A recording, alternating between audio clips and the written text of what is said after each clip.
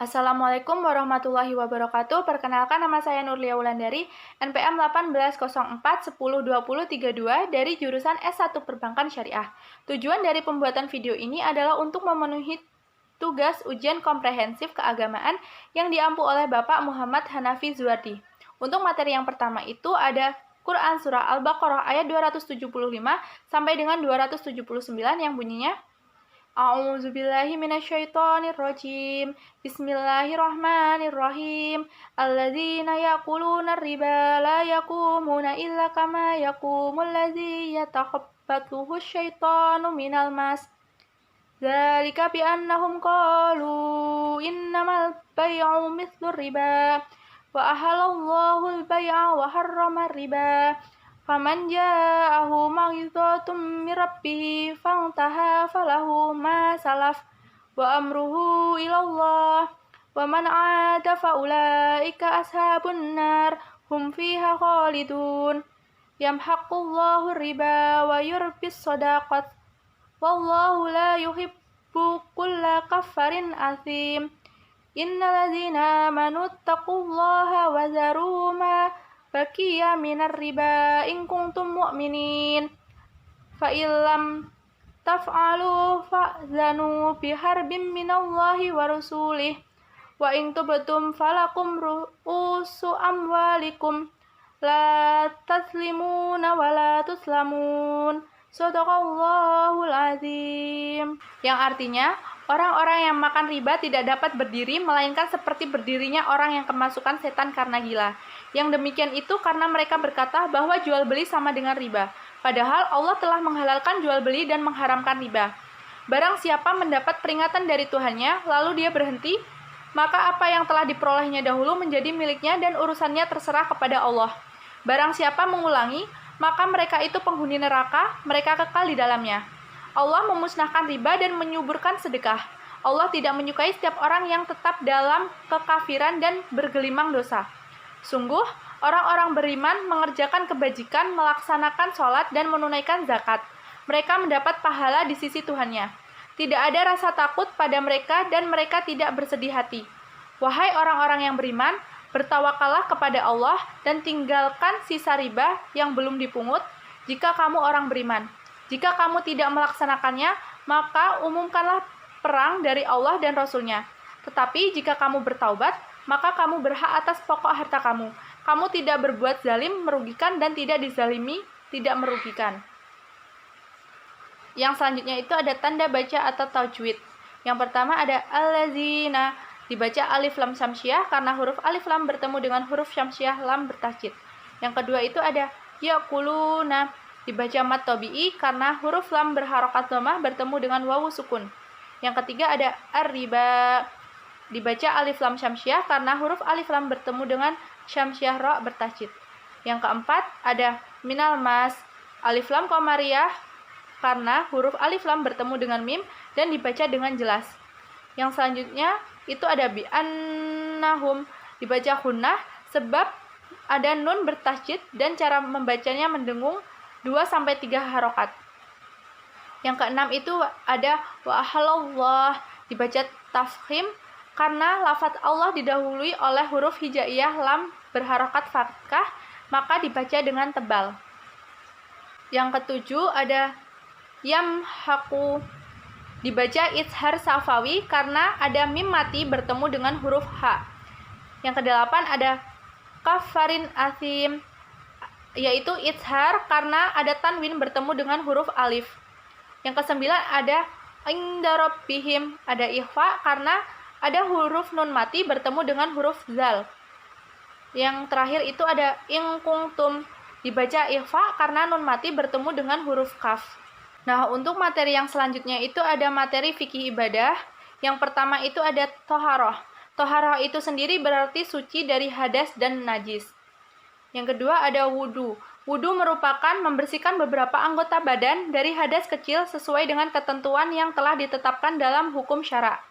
Syarat sah wudu sendiri itu yang pertama ada Islam, tamyiz, bisa membedakan baik dan buruk, tidak berhadas besar, dengan air suci yang mensucikan, tidak ada yang menghalangi air ke tubuh, misal getah, cat, dan lain-lain, dan dapat mengetahui mana yang wajib dan mana yang sunnah. Sunnah wudhu sendiri yang pertama ada membaca basmalah saat awal wudhu, membasuh telapak tangan sampai dengan pergelangan, berkumur-kumur, membasuh lubang hidung, menyapu seluruh kepala dengan air, mendahulukan anggota tubuh kanan daripada kiri, menyapu daur telinga, membasuh sebanyak 3 kali, membersihkan sela-sela jari tangan dan juga kaki, membaca doa setelah wudhu. Hal-hal yang dapat menyebabkan batal wudhu, yang pertama, keluar suatu dari kubul dan dubur, hilangnya akal, tersentuhnya kulit antara perempuan dan laki-laki yang bukan muhrim dengan tidak memakai penutup atau tersentuh kemaluan dengan telapak tangan secara langsung. Yang ketiga itu ada tayamum, yaitu mengusap muka dan 2 belah tangan dengan debu yang suci dengan beberapa syarat yang telah ditetapkan oleh hukum syara.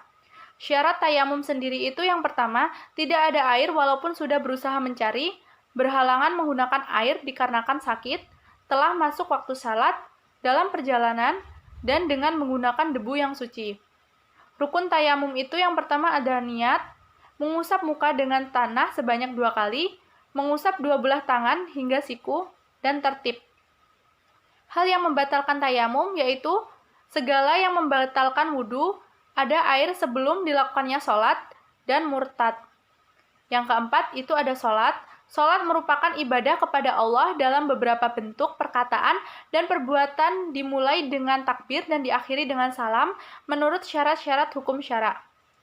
Jumlah sholat yang fardu untuk orang muslim itu ada 5 yang dilakukan dalam sehari semalam, yaitu ada subuh, zuhur, asar, maghrib, dan isya. Syarat wajib sholat itu harus beragama Islam, baligh, dan berakal. Waktu-waktu sholat yang pertama, zuhur, setelah tergelincir matahari sampai bayang-bayang suatu benda telah sama dengan panjang benda.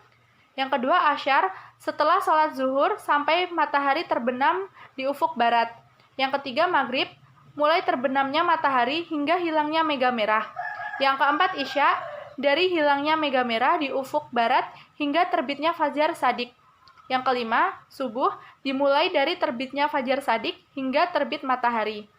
Syarat sahnya sholat yaitu suci dari hadas, suci seluruh anggota badan, pakaian, tempat, dan najis, menutup aurat laki-laki antara pusar dan lutut, dan untuk perempuan itu seluruh anggota badan kecuali muka dan 2 belah telapak tangan. Sudah masuk waktu sholat, menghadap kiblat, dan mengetahui mana yang rukun dan mana yang sunnah. Cara mengerjakan sholat itu, yang pertama niat mengerjakan sholat, berdiri tegak bagi yang mampu, takbiratul ikram, membaca surah Al-Fatihah pada setiap rakaat, ruku dengan tumakninah, i'tidal diiringi tumakninah, sujud 2 kali dengan tumakninah, duduk antara 2 sujud dengan tumakninah, duduk tasyahud akhir dengan tumakninah, membaca tasyahud akhir, membaca sholawat Nabi pada tasyahud akhir, dan salam ke kanan dulu, lalu tertib. Yang selanjutnya itu ada sunnah dalam sholat, yaitu ada sunnah abaat, yaitu membaca tasyahud awal, membaca sholawat pada tasyahud awal, membaca sholawat atas keluarga Nabi pada tasyahud akhir, membaca doa kunut pada sholat subuh, melakukan sholat witir dalam pertengahan Ramadan hingga akhir Ramadan. Yang kedua itu ada sunnah hayat, yaitu mengangkat telapak tangan pada takbir akan ruku dan berdiri dari ruku.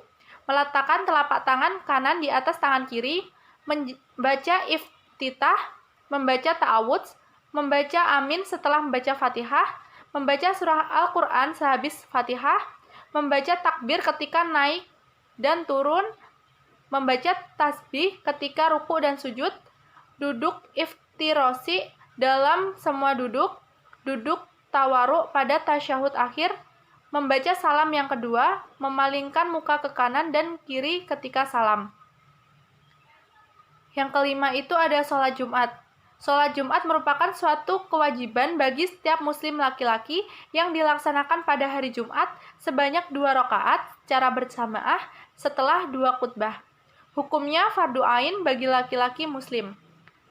Yang keenam itu ada sholat jamak, yaitu menghimpun 2 waktu salat dalam 1 waktu. Yang ketujuh itu ada sholat qashar, yaitu melakukan sholat wajib dengan mengurangi atau meringkas jumlah rakaat salat. Yang kedelapan itu ada puasa. Puasa adalah menahan hawa nafsu dari makan, minum, hubungan suami istri dari terbit fajar hingga tenggelamnya matahari. Yang kesembilan itu ada zakat, merupakan bagian tertentu dari harta yang wajib dikeluarkan oleh setiap muslim apabila telah mencapai syarat yang ditetapkan. Zakat ditunaikan untuk diberikan kepada golongan yang berhak menerimanya, yaitu ada 8 golongan asnaf. Zakat sendiri dibagi menjadi 2, yaitu ada zakat fitrah, merupakan zakat yang wajib dikeluarkan bagi seluruh umat muslim menjelang Hari Raya Idul Fitri atau selama bulan Ramadan.